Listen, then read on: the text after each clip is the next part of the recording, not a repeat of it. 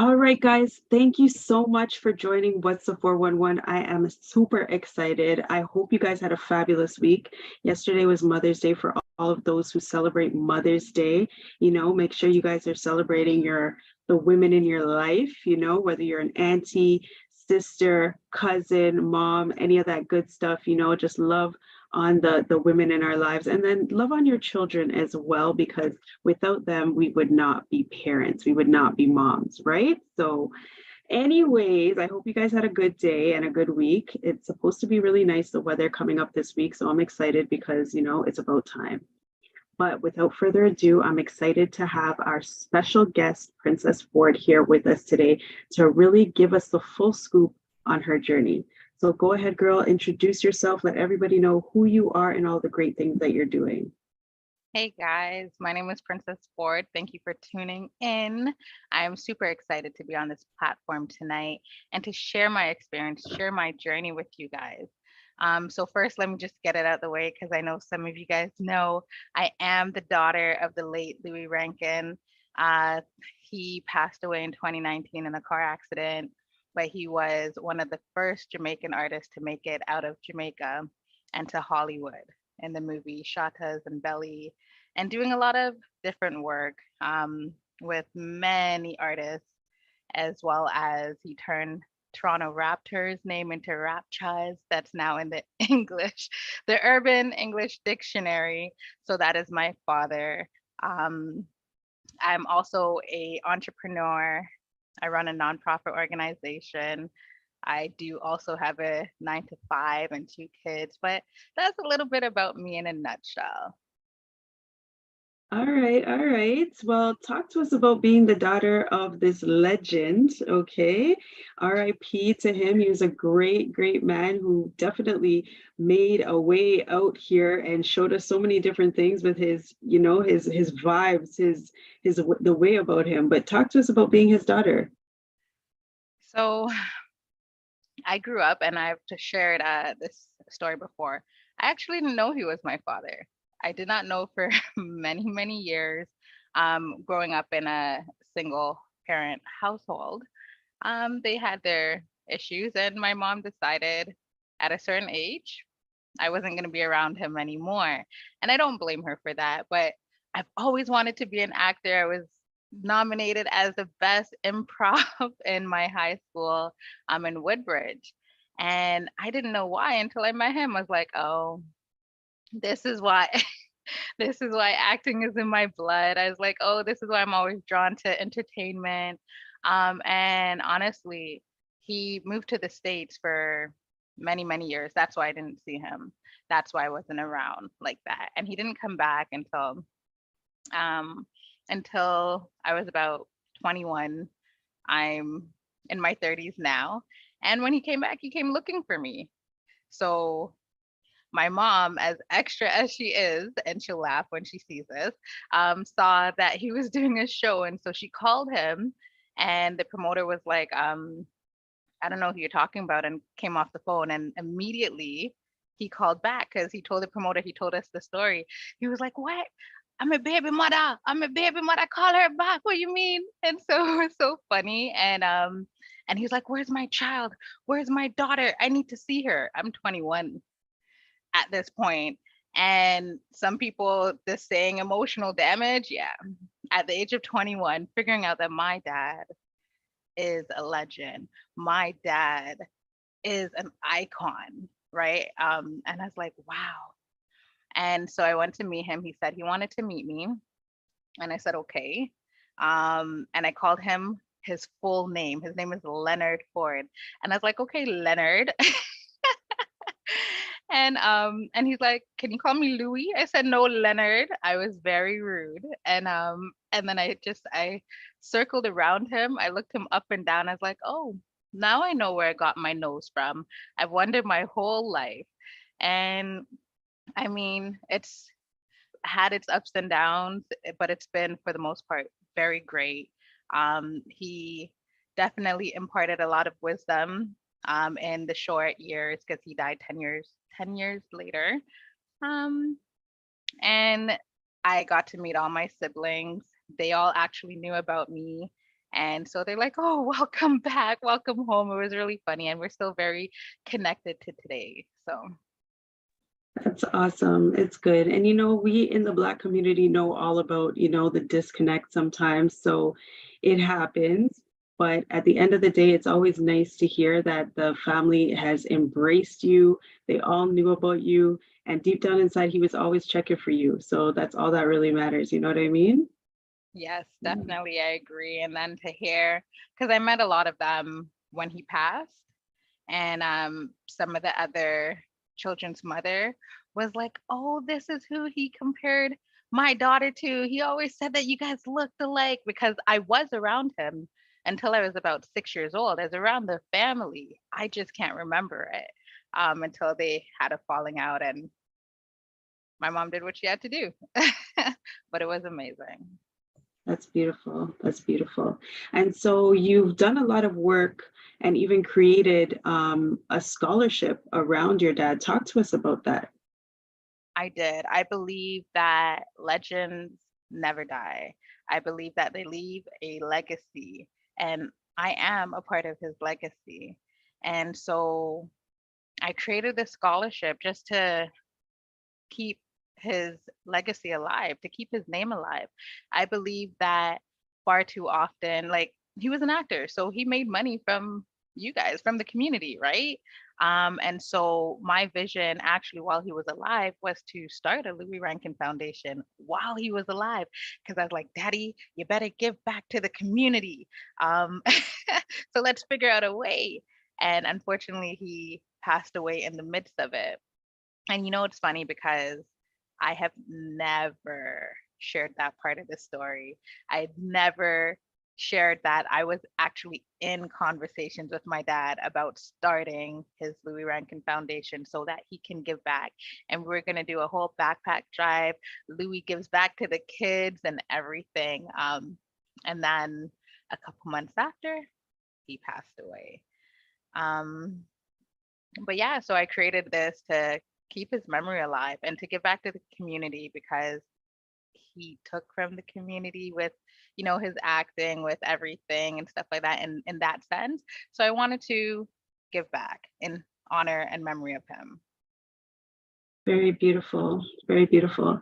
And you mentioned about like an icon and leaving a legacy. Like, how important is that? Because although he was out here, we all know him. We can say the lines from the movies, you know what I mean, from him. They're classics.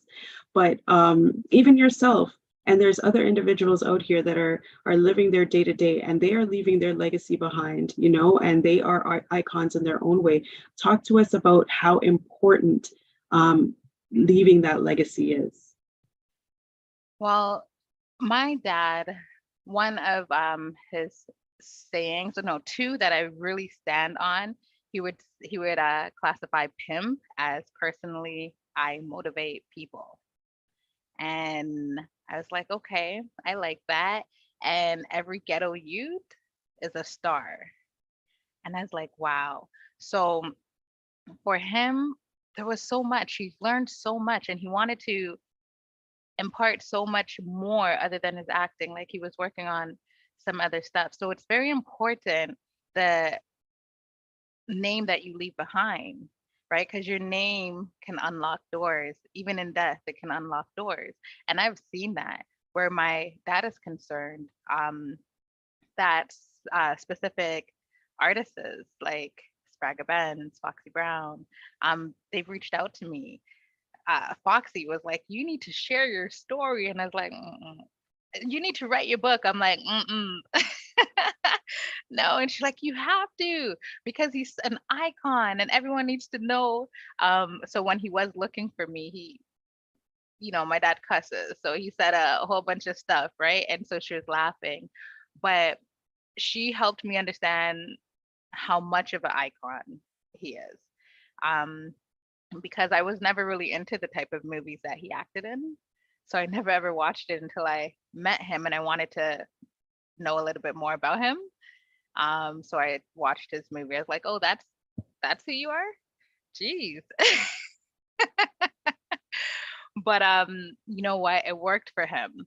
and he was able to reach a lot of people. And I mean, he has 8 kids, and we're just on the roll of making sure that this icon um, is fully acknowledged, right? Because he's done a lot of hard work. He's done a lot of things. And so it's very important, guys, to understand who you are and what your name brings, because your name can unlock doors. Okay, I love that. I love that. So yeah, it's extremely important. So how was it watching your dad on like your first time watching, let's say, Shatas?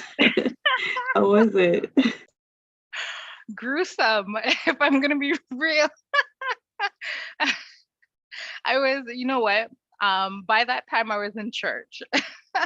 So therefore, my lifestyle in my early teenage years and late teenage years was already behind me.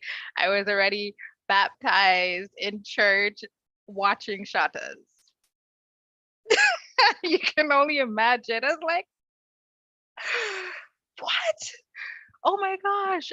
And then I was like, Dad, is that how you really are? Are you really like that, like angry, that like Bodman type of thing? And it was funny because yeah, like his attitude was really how he is.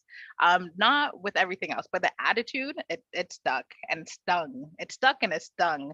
And so me and him kicked off a lot because I had my attitude and I had my mom's attitude. So I had double their attitude. And he used to laugh after I would try to cuss him out. And he'd be like, I can't even be mad because you're just like me. So watching his movie was something. But the one that did it for me was Belly. When when they cut his throat, I was like, oh my God, Daddy. But you know what? To the world, like the world calls him Louis, the world calls him Teddy Bruckshot, the world calls him Ox. I didn't know him as that. To me, I called him Dad. I called him Daddy. That was my father. That is my father. Beautiful, beautiful, beautiful, beautiful. So talk to us about your journey. Talk to us about how you decided to get started. First of all, tell us what it is that you do, and then talk to us about, how you got yourself started. Okay, so I am the founder and the executive director of Rebuild Me. That has been birthed since 2013. I didn't know that it was being manifested. I put on a conference at my church called Rebuild Me, and in 2013, January 25th, 2013. And it's funny because I registered the organization January 25th, 2019, and did not know that it all played a part. Um, but I knew that I wanted to do more. I've seen, like, I didn't live an easy lifestyle. I wasn't born with a gold spoon. My dad touched millions. Yes, he did.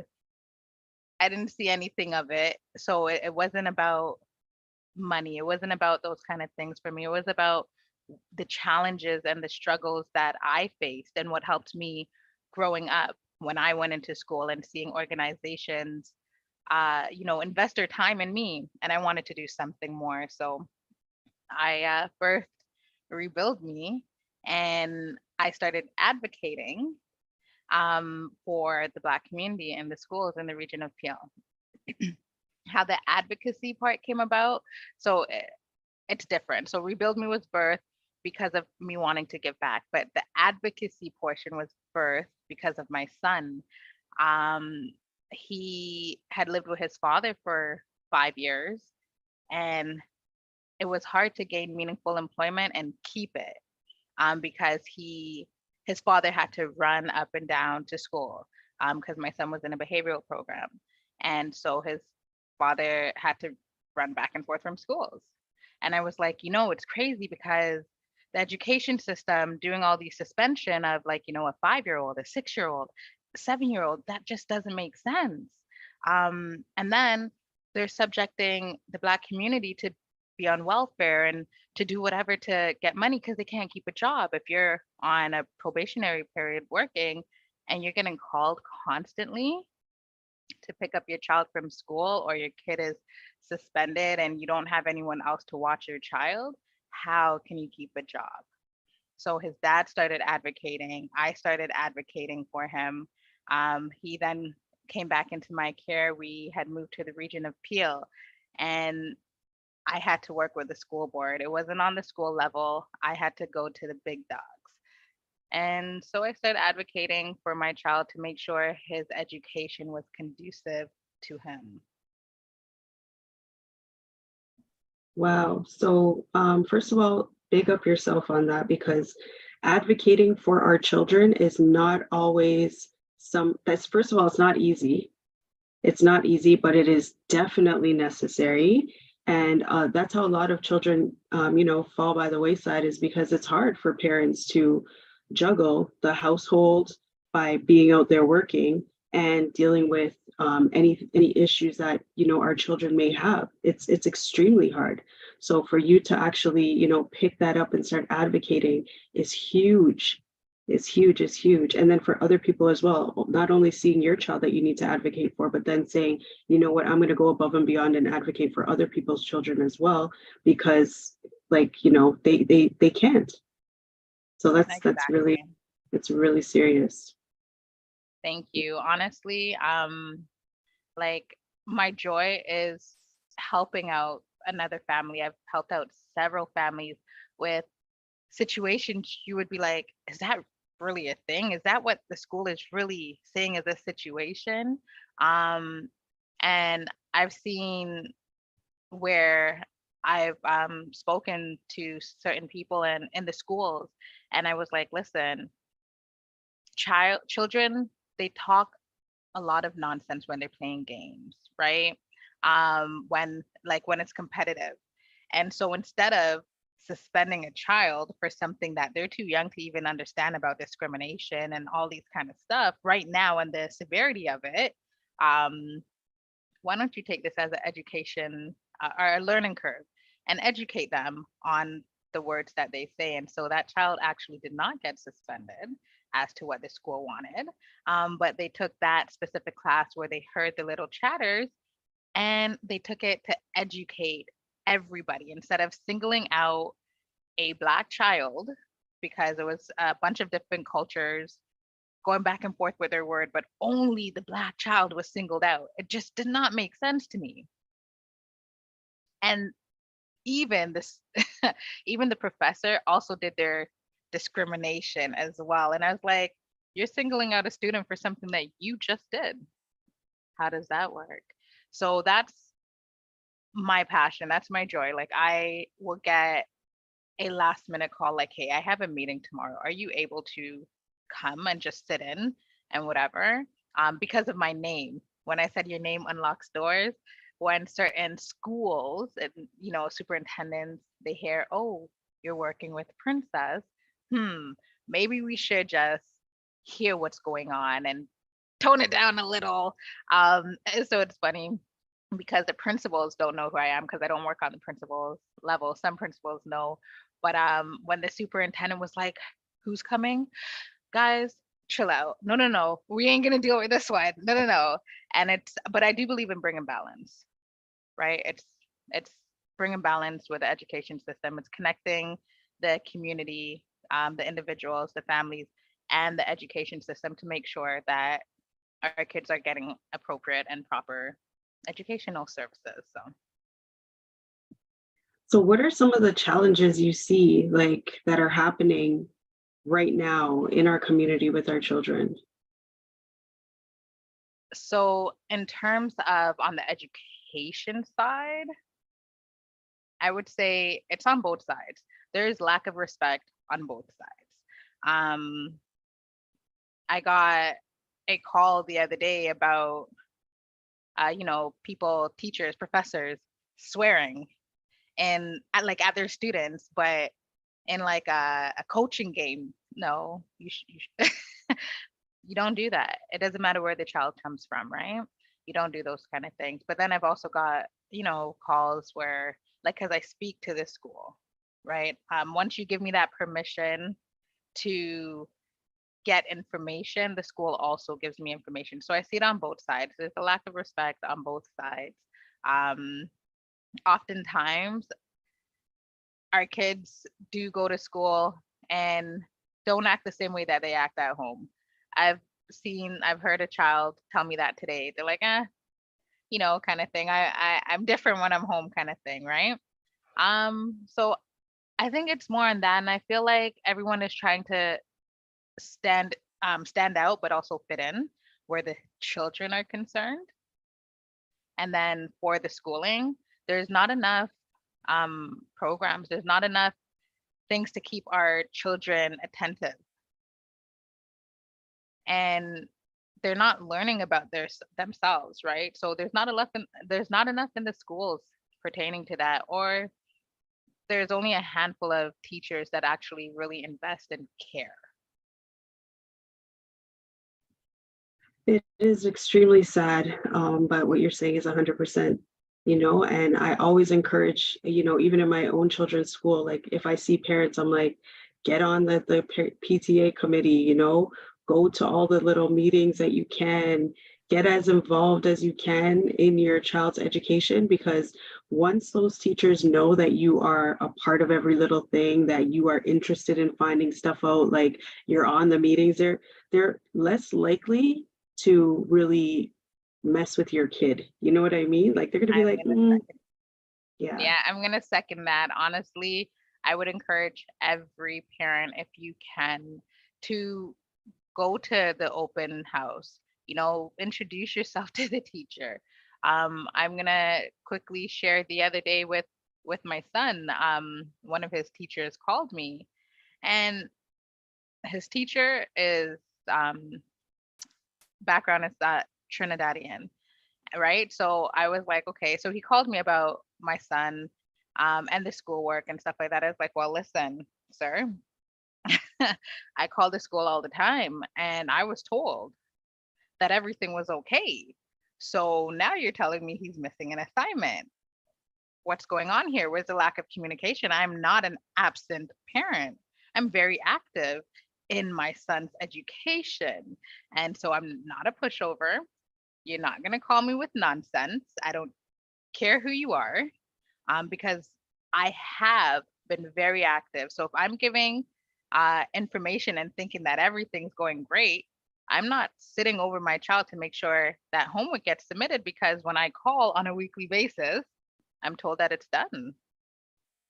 And so his tone changed because I had to let him know that I'm very active and very invested in my son's well-being and education. So I do second what you said. Parents, get involved. If you can't, because of your work life, like my mom worked 12-hour shifts. She was a registered nurse. She wasn't able to get involved as much as she could. But if you can't, find someone that can, right? My organization's there. There's other organizations that's out there that can do those school trips, can make sure everything is okay with your child's education. But I'd encourage you to get involved. for sure, for sure. And that's smart too, calling in the school and checking in all the time to make sure. Because if you're not able to physically make an appearance, you can always call in, to just check up on, see what's going on with your child. Mhm. My gosh. So talk to us about what else Rebuild Me does, because you do the advocacy. So talk to us about what other programs you run. Okay, so we recently did a workshop. Um, we had COJ Books, Camilla Blair doing a writing program, Sharon Mitchell from Painting for Life doing a painting program for mental health, and Alyssa Rowe, she runs Mother with Hope. So we believe in collaboration and synergy and partnership, the power of partnership. So we did put on this program in the Jane and Finch community for the young people. It was a success. We did a Black History Month showcase. So young people doing their showcasing their talent in dance and painting, uh, entrepreneurship. But right now, what we have going on is in two schools in the region of Peel. It's a workshop, it's a mentorship program called My Black is Whole.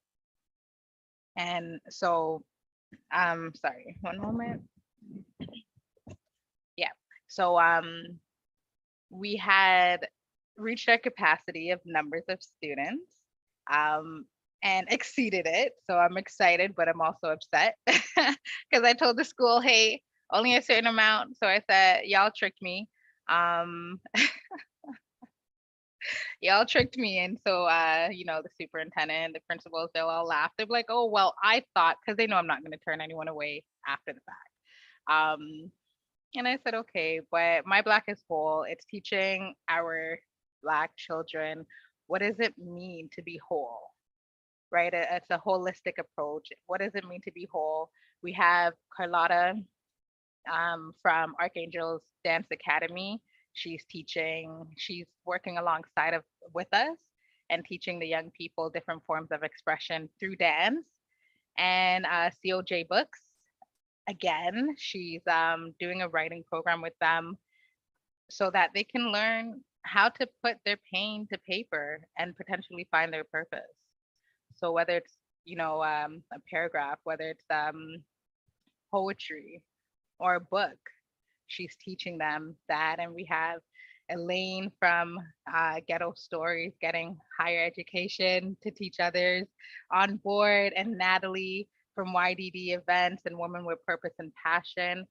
Amazing team that I have.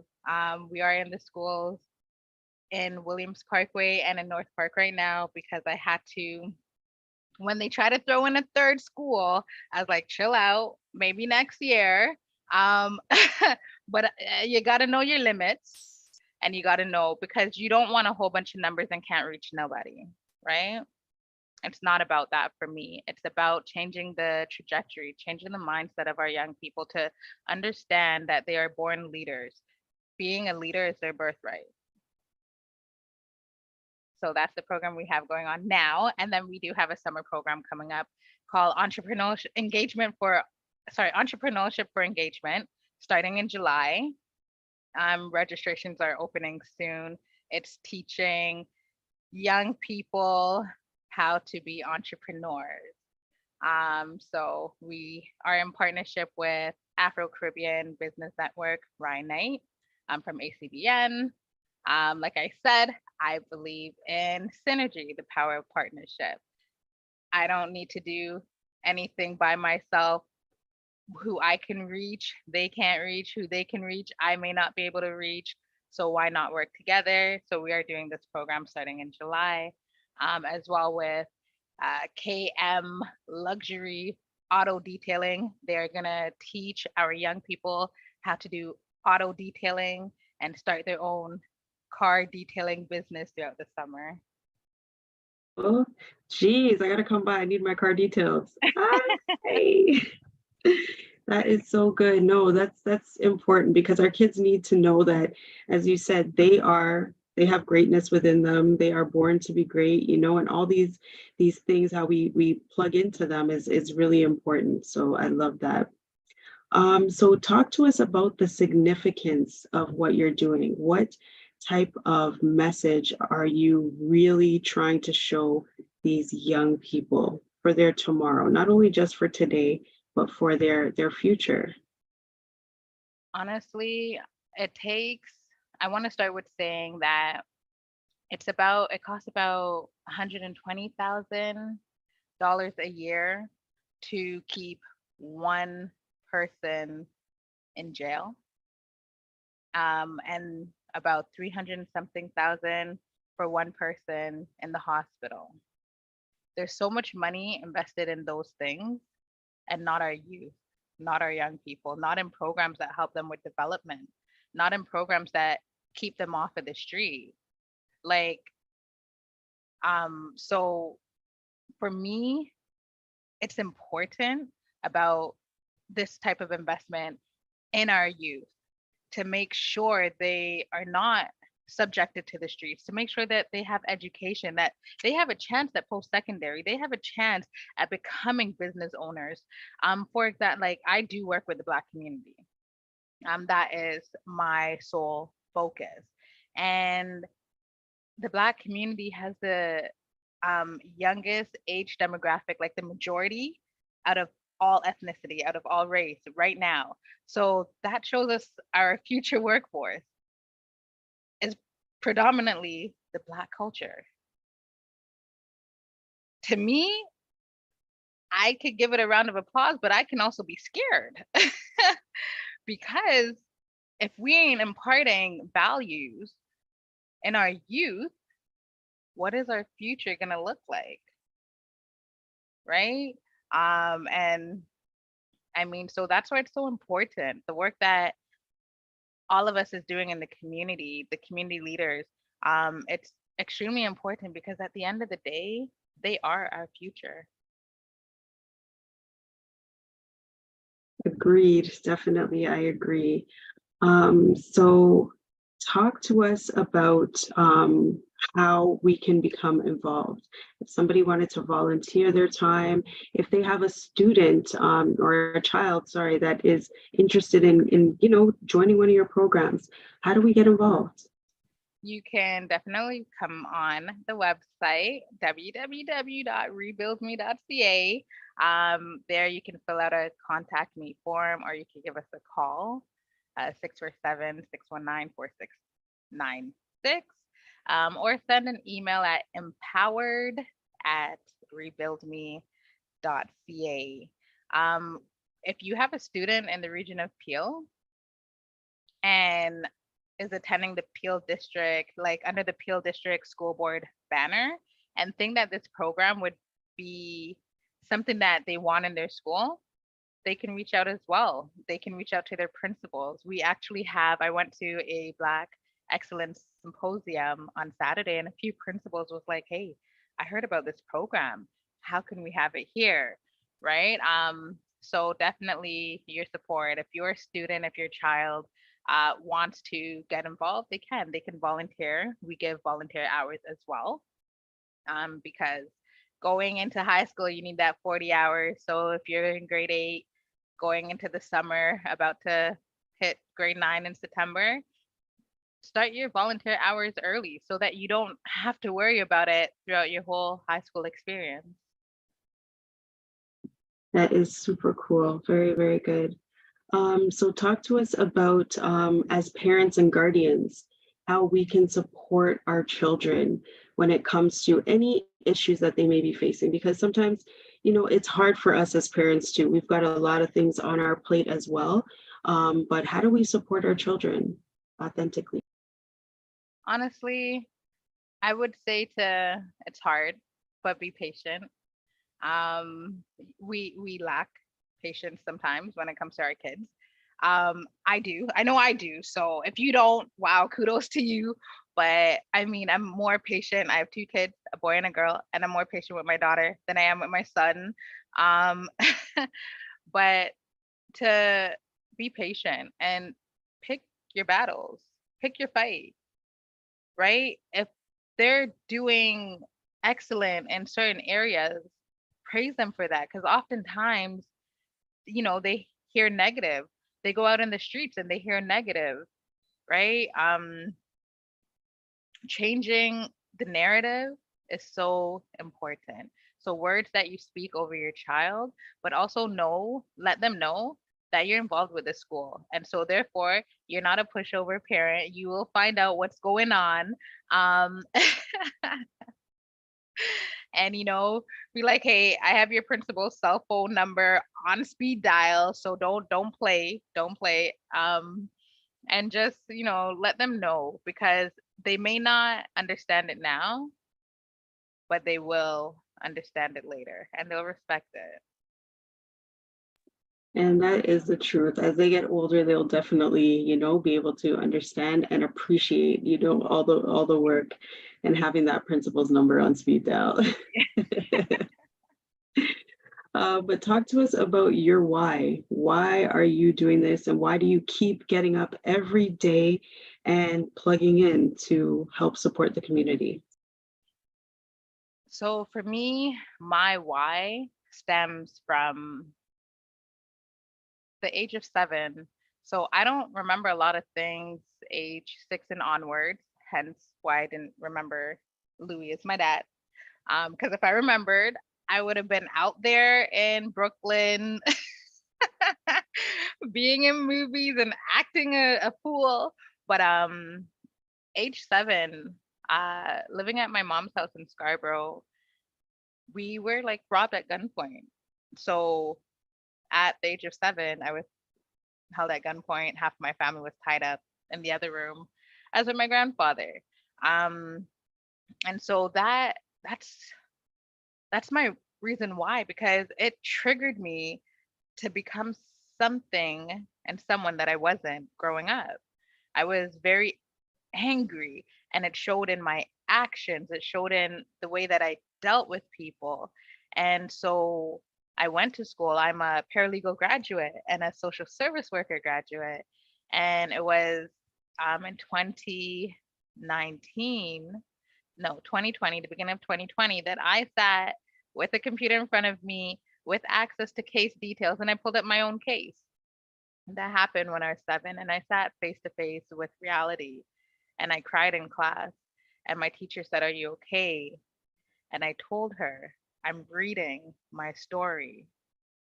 The little girl that slammed her grade 2 door in Brampton school when the teacher was very polite and said, "Come and have a seat." And I said, "I just came back from court. Cut me some damn slack.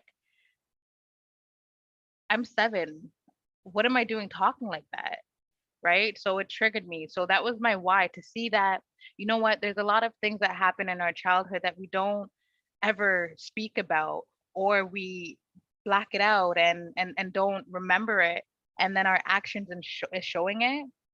So that's one of my driving force, and my kids, to see that my son was subjected to a lot of therapeutical stuff and not educational stuff. He spent a lot of time doing certain therapy process because that's what people thought he needed.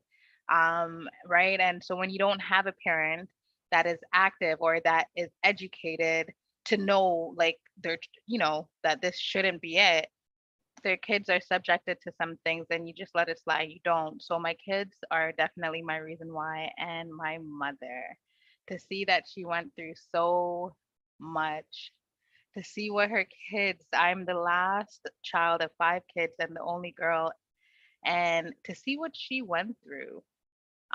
She worked tirelessly as a registered nurse. She brought her father and her 2 brothers from Jamaica. Then her friend got kicked out of her home with their kids, so she welcomed those 5 children into our home. Then she had us 5, and she had another adopted child. Like, our home was like 15 people, and she was the only person working. She was the only breadwinner. So she's my motivation. She's my inspiration. She may not have been my mentor or still my mentor, but she's the reason why I keep going, because I've seen where she has been, I've seen where my kids have been, I've seen where I have been, and to know that there's some story as deep as my story is, there's stories that are way deeper. And so in order to help the community, I got to keep going. And my family is my reason why. Wow. So you definitely have it from both sides. You know, your dad inspired you, and your mom also is a huge inspiration as well. Yeah. And her big heart is where you get your big heart as well, to be pouring yourself out to the community, to be helping people, you know, and all these families and everything. That's definitely a beautiful thing, you know? So you're blessed. You're blessed. Thank you. Yes, man. So, do you have anybody that you'd like to shout out? Anybody you want to say what's up to? Definitely. Well, one, I don't know if you guys can see behind me, but I am at Class Resto Lounge, located at 1111 Barmack Drive. Amazing place. They gave me the opportunity to be in here to do this lovely interview with yourself. I would love to shout out DJ Wiz. Um, Honestly, amazing person. He is so amazing. He is a connector, believing in connecting. Christina from PTM Pivotal Entertainment, Mechanic TID Pivotal Entertainment, artist. Christina is the manager of Pivotal, and Mechanic is one of the artists. He was the first artist that did a tribute song to my dad, so I can't leave him out. First artist, and he's from Trinidad. He is now in Canada taking bookings as well. um, Foxy Brown for those late night text messages.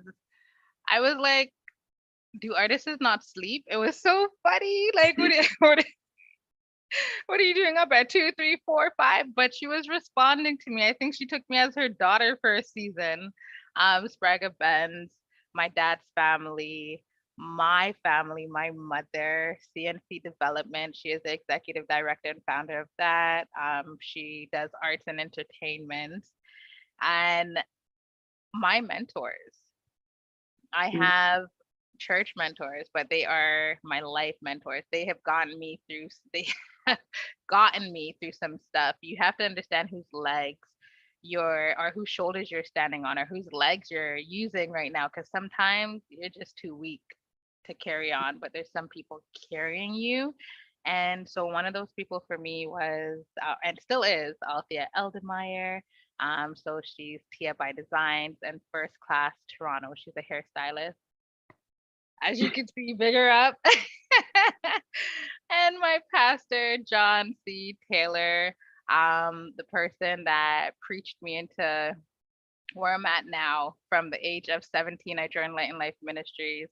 I am now 30 odd years old. We won't put the second number to it. And I'm still there. I believe solely in mentors. Get yourself a mentor if you don't have one. A business mentor and a life mentor. Because, child, you're gonna need someone to vent to, and someone that's not gonna take what you vent to them about and bring it somewhere. Just those that understand that you're having a moment, but you'll catch yourself again, and they just let you be you. Yeah. Yes, well, you did mention Foxy Brown and how she was telling you that you need to write a book. So have you started writing a book? Is that something in the works? I thought about it. What I had said to her, to be honest, I was like, girl, Inga, that's your name. I was like, Inga, let's see. I can't write my story without going deep into my dad's story and my mom's story. And I don't think I want to subject them to put out their personal stuff. So I'm gonna chill right here. I've had some people reach out to me for a documentary. But I'm like, as enticing as it sounds, shoot, I'll probably be a millionaire. Like, I ain't gonna do it. I'm gonna let my dad rest in peace and not bring up old stuff. And I'm gonna let my mom live stress free and not and not wonder what's gonna come out in this book. Princess Tells All. Nah. But I am working on a book called The Pivot. So okay. All right. I'm excited about that. And also a book called The Day I Died. Oh, wow. Okay. So when are we looking to see that come out? Like in the next year or so, or what? It's definitely going to be out early next year. I'm excited. I'll give you the last line of my book for The Day I Died. It was funny. People didn't know why I was sending around 5 book titles to them. And I was like, hey, would you read? Which one would you read? And they were like, wow, The Day I Died sounds enticing. So I'm like, yeah, that's my number one. So the last line is, the day I died was the day I said I do. Okay, there's a story to tell behind that one, guys. Come on now. We want to hear. All right, sounds juicy. We're excited about it. So next year, early next year, we should be looking out for that. Yes, definitely. And the publisher is COJ Books. Camilla Blair, amazing, amazing person. I didn't shout them out. I'm sorry, guys. My team, Camilla Blair, Carlotta, um, Miss Elaine, Natalie, Ebony. I have so many people that's rocking with me. I'm so grateful for you guys. Thank you, and thank you for believing in me. Um, like Jen the boss. So her name's Janelle Joseph. I have so many people that have, and I'm sorry if I forgot some. I know I have, but I have so many people that's rocking with me. So thank you all. Bam, I'm telling you, we're excited. We're so happy to hear all of the great things that you have going on, first off. And all of the people that you mentioned, a lot of them I do know too. And I know they're great people out there in the community doing their thing, plugging in here, plugging in there. So it's always good to hear, you know, what greatness people have going on. And we can't wait for the book. We're excited about it. So make sure that when you put it out there, you let us know so that we can support the thing, you know, pick up our copy, you know, share it around. I want a signed copy though. So just make sure, you know. Well, you Most know, definitely. Most definitely. yes, ma'am. But I want to appreciate you. Thank you so much for joining me today. It was a great conversation, and I'm glad we got to know a little bit more about Rebuild Me and all of the great things that you have going on. Thank you. I do have one last thing to say though. The Louis Rankin Foundation, Mhm. we launched a Louis Rankin scholarship. So this year it is given to high school students that uh, are in the program. It's funny because if they watch this, they didn't even know. They didn't even know that this was happening. But yes, so this year it's going to be for the high school students that are operating in, that are coming to the My Black as Well program.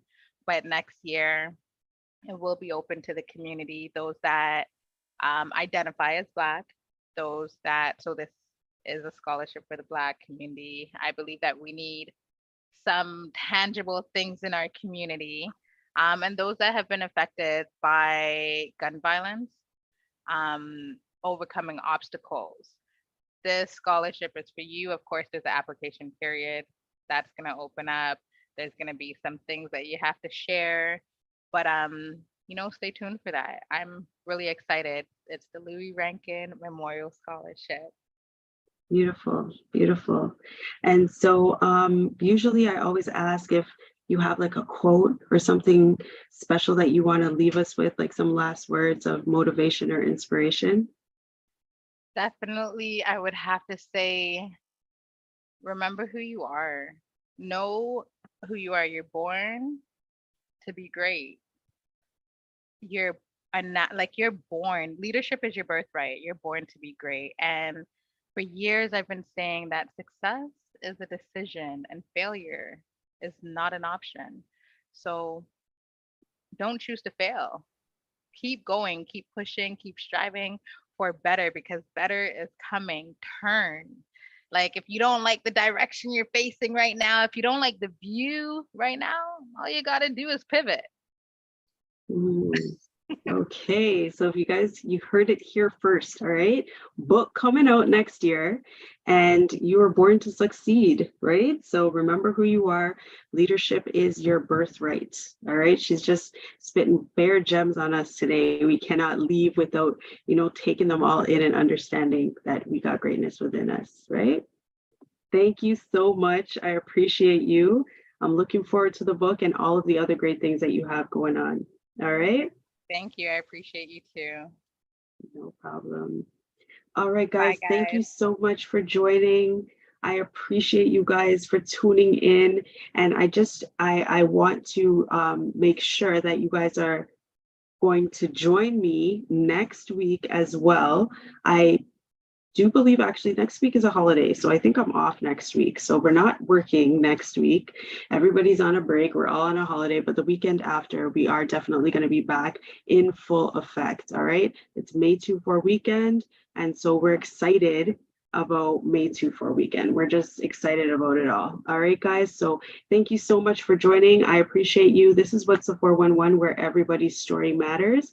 And I want you to just recap, go back to the beginning of the conversation and just tune in, just listen and see where you missed a comment or you missed some core information. She was dropping mad gems today. So make sure you guys just check it out. Go back to the beginning of the conversation and yeah, take some notes, plug in. All right, guys. Thank you so much. I will see you same time, same place in 2 weeks.